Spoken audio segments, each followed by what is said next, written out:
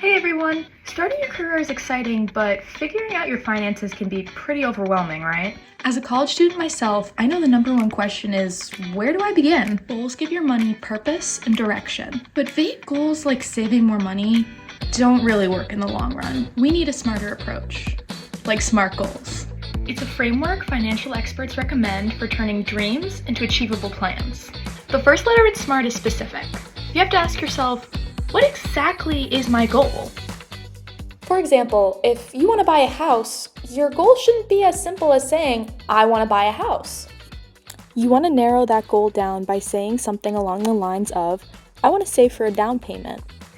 M stands for measurables, meaning how much money do you need to reach this goal and how will you track your progress? For example, you may write down that you want to save $5,000 for a goal of yours. A stands for achievable, meaning is your goal realistic with your current income and timeline? For example, an achievable goal for a recent college grad may not be to become a millionaire in the next 3 years, no matter how much we want that.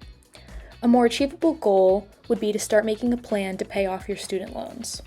R stands for relevant, which means, does this goal really matter to you and does it align with your values? For example, if your overall goal is to start a business, your priority probably shouldn't be saving for a luxury vacation. T stands for time-bound, meaning when do you want to achieve this goal and what is your timeline? For example, you can say that you want to save $1,000 for an emergency fund in 10 months. Think about your short-term goals like paying off a small debt and your long-term goals like buying a house. Writing them down makes them real and achievable.